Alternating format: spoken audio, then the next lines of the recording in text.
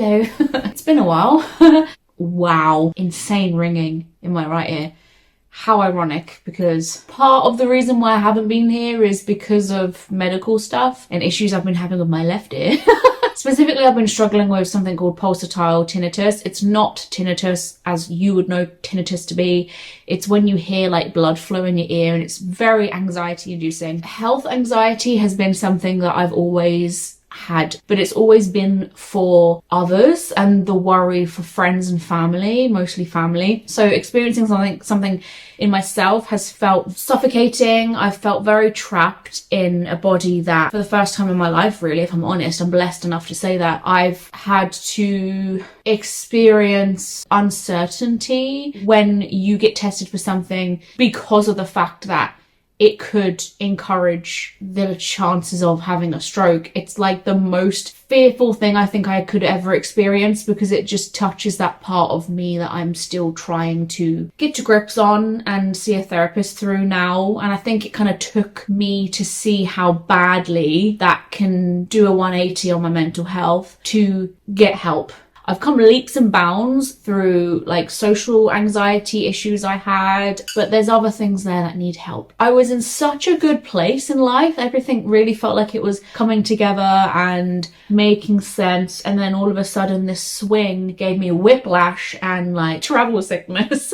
Thinking about filming or doing anything productive was just not happening. I was stuck in, some people call it freeze mode, some people call it flight or fright. It was scary. And I've heard people say that before as like a half-assed kind of terminology, but my God, it's not something to use in a half-assed way. It's the scariest thing I've ever been through, to be stuck in something like that. That was interesting.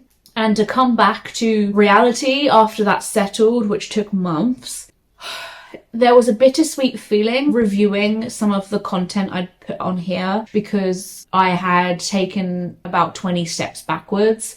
I didn't really realize that steps backwards isn't really the same as being in the place you were originally before. And it's certainly not the same place you'll be in when you take those 20 steps forward again. A setback isn't setting you back. You're moving forward from a different angle, different knowledge, experience, stories, discoveries, and different insight, a different headspace.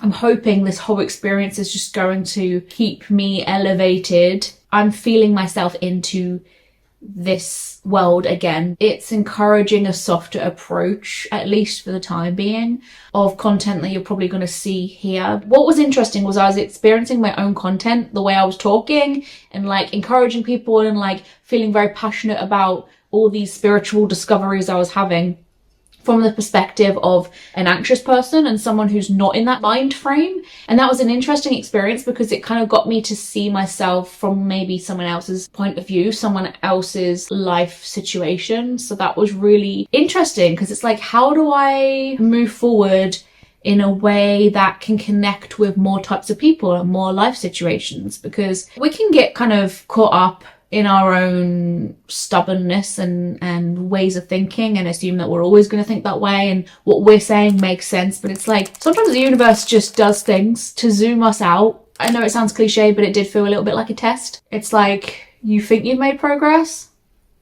Have some of this. Have some of your deepest, darkest fears and shadows out the blue. Take this perspective on and see how you go. Using the same theories and analogies and discoveries that you've had. A bit like when they say, you think you're enlightened? Go spend a week with your family. Go spend a week in your childhood home.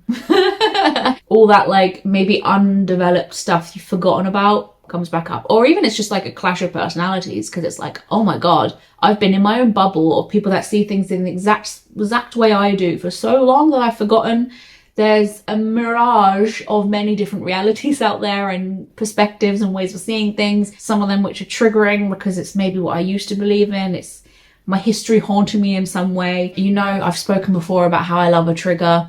I think the past few months has taught me a lot more about triggers, in that I should maybe be careful what I wish for, because the universe has a sense of humor, I feel like, and I was given essentially my biggest form of trigger, as I've just mentioned. And to test that theory, you love a trigger? Here you go then. It's taught me a lot about my original opinion on trigger warnings and how, yes, I still agree, like we protect ourselves too much and triggers do teach us a lot about ourselves. But at the same time, sometimes you need to protect yourself. Like, no one's going to do that for you. To some degree, they can by giving you trigger warnings, which I have found so much appreciation and respect for in the past few weeks, where I've been trying to make progress in my anxiety. And it's really hard to do that in scenarios that are just triggering different health stuff. I've taught myself that you can protect yourself in a spiritual way. It doesn't need to mean you're failing in your self-development if you don't want to learn about yourself for now. I think I got full speed ahead in that department and I just needed a rest and a break from it. But I feel like in order to get to that point, I kind of had to experience something quite physically that was triggering me to a point where I had to just put everything down and rely on trigger warnings. And I realized that I need that for myself just now generally, because I'm getting a bit bored of like all these documentaries I was watching, podcasts I was listening to, these books I was reading about spirituality. I just got a little bit sick of it. Like physically I felt ill listening to anything else and taking in new information, because it's deep and it's heavy sometimes. We are in some form of pendulum all the time. Sometimes we get dragged to a different state and we kind of have to navigate the best route forward to put us back into our place.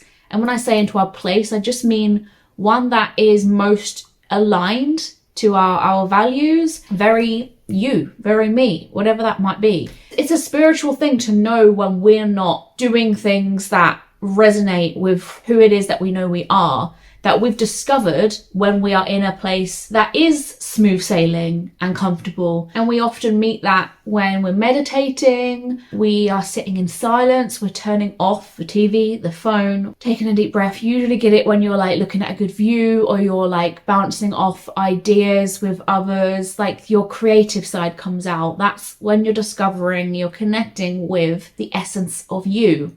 That little space in between something happening and your reaction.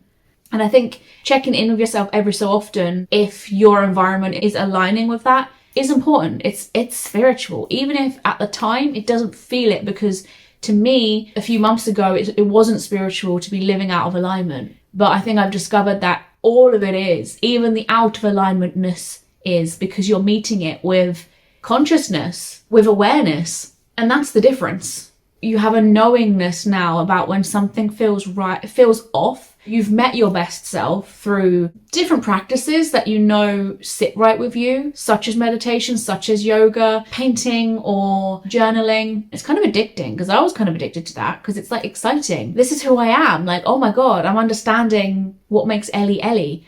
But I was slowly wrapping myself back up, and it can happen very slowly to the point you don't realize it's happening, into actions that wasn't supportive of that Ellie anymore. And before I knew it, I blinked and I don't even recognize myself. I literally remember saying to my doctor, I don't know who I am. What is going on? And she sent me to talking therapy, and I did that for a little bit, and now I'm going private. As a spiritual being having human experience, I think it's our duty to check in and have awareness of that usness, finding what it is that makes us different from others, what separates us between them, connecting to that unique part of our DNA that physically has not existed in anybody else. The way we are built, so different from one another, literally means we have intentionally been created to bring a difference. What is that difference for you? It's our duty to find that. And sometimes it's hard. It is hard. It's not sometimes hard. It is hard, full stop. Because not only do we use pack mentality as a survival mechanism, it's built in us to realize if we don't have a black sheep, we're more likely to survive. We have to kind of work through that as a realization that we're not going to die if we have an opposing opinion. I suppose I'm lucky to say that in this country. But if everybody here is here to do something different, then no one else has carved that path first. and it's really hard to start a new direction in anything. It's a lot easier to follow. It's a lot harder to lead. Some people are a little bit naturally better at it, maybe because of their upbringing or whatever, belief systems that they grew up into. But I think a lot of people struggle finding out what their thing is, but mostly acting on it, like making aligned action. It's a very daunting thing to look at that journey ahead and say, I have no one to look up to or get advice from. The only person who's going to know the next best step, given the exact DNA and makeup and upbringing and history and experience and wisdom that I have, is myself. And that's scary. Anyways, the point is I'm back. I have tried to make this page so many different things over the years. I'm just approaching it with like openness, and it's just a thing that's there. People want to be here, they can. If they don't have to be. Today I just wanted to talk about that idea of a pendulum and how our life is essentially always in some kind of swing. Have you ever peeled a cabbage? My God, that's satisfying. But when you peel away all of those layers, those crusty bits of yourself, you meet this like pure white core of the cabbage. And that's how I visualize the flow state we can find ourselves in, that neutralness of like non-friction, like frustration and all the emotions the world wants to give us from time to time, which we can feel ourselves attaching to and deepening into, which is fine. But as long as you check back into that like awareness, none of it is us, none of it is you, none of it is them. Life and all your history and other people are like layers. It's a story. Everything's a story. It had to start somewhere, right? I also think that state of flow, that kind of neutral ground, is achieved when you can reach love and acceptance. It's kind of like the core of you. You always have to meet something that you don't agree with or understand or think is helpful or useful with love. You just have to. Otherwise, you're not diluting misunderstanding or frustration down with anything. You're just kind of creating more of the energy that you don't agree with. One of my friends, I've known them since school. I've watched my friend try to break that chain of trauma that they've experienced, and that's amazing. There's been a few things I've seen as the years have gone on where their attempt to do so is fueled with so much charge and passion and anger, it begins to create more of itself. The trauma itself is fueling the intention to destroy it. I think I used to always hear people say everything is energy, and I never understood that. I was like, how can everything be energy? But I think when you want to create something in life, when you want to destroy something in life, to understand something and you're frustrated, if you're met with any form of resistance, go back to the theory, everything being energy. Why?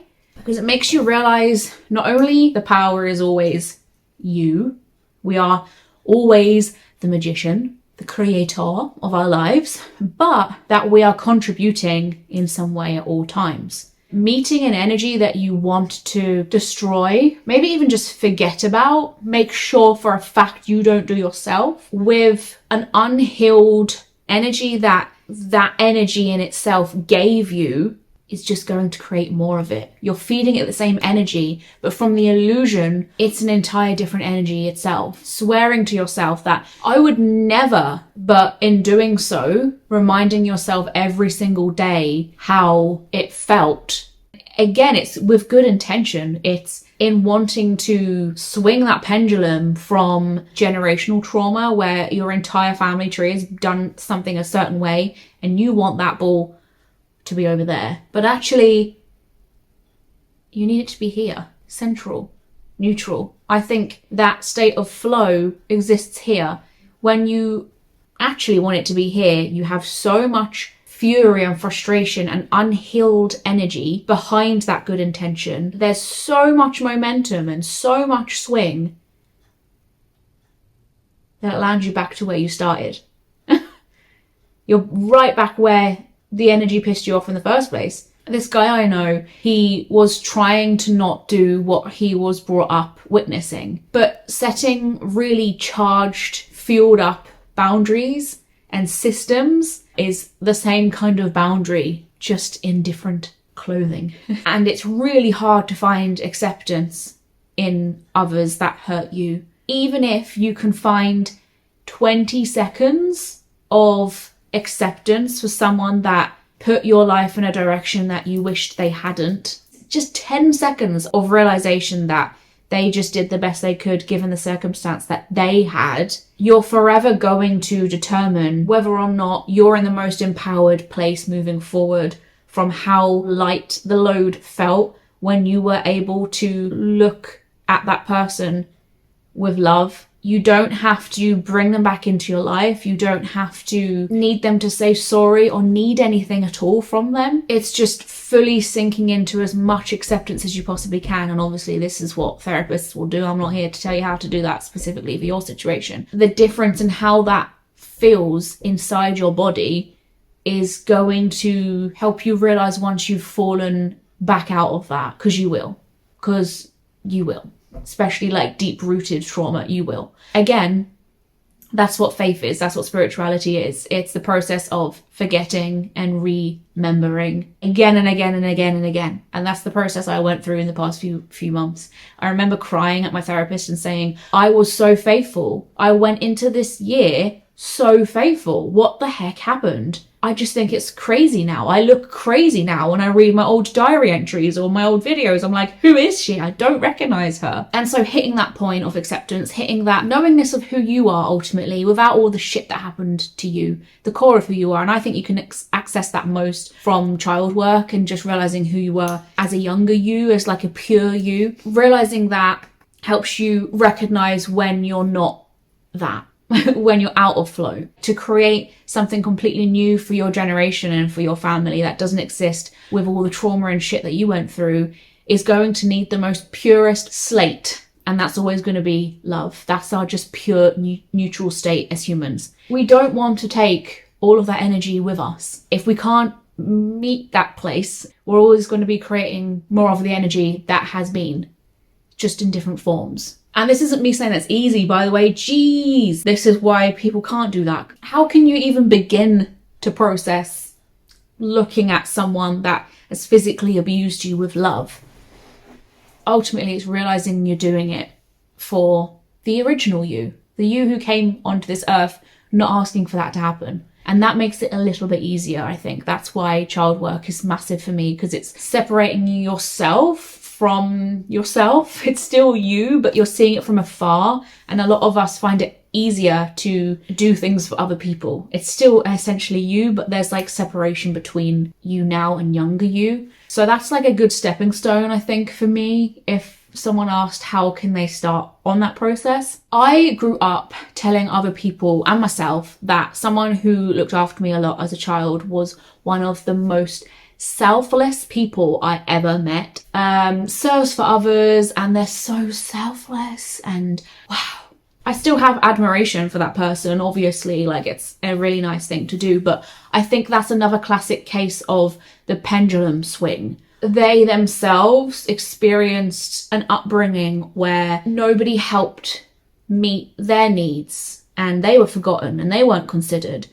And so they've flung themselves into an environment, a reality charged on that lack, not love, with their caregivers and their history, into a reality where they become a slave for the rest of their lives to other people's needs. They're choosing to remove that reality from life moving forward as an adult from so much charge that it puts them right back to where they started, when instead it's accepting that that was the introduction you had to life. It touched a part of you that realized my values now is tending to people, sure, considering people, sure. But if I can meet it with love, I don't have to rely on tending to people and considering people in order for me to feel healed, to give myself an illusion, filling up that void, that hole that I really felt for the entirety of my childhood. And I actually realized that the selflessness that I was connecting with, which wasn't healthy, though I was deeming it as healthy, was actually another form of selfishness. I don't think it typically looked like selfishness, because ultimately what they're doing is things for other people. They're being selfless in that they're not considering themselves anymore, but it it determined how I felt, and having a hyper awareness about how other people should want things to run the way they want things to run, the way they've asked for certain things to be done, not allowing me to consider how I felt, a pattern which I grew up realizing was what adults did and was the best way to be because I was glorifying it. If I would question that or like not agree with that, it was classed as a selfish act.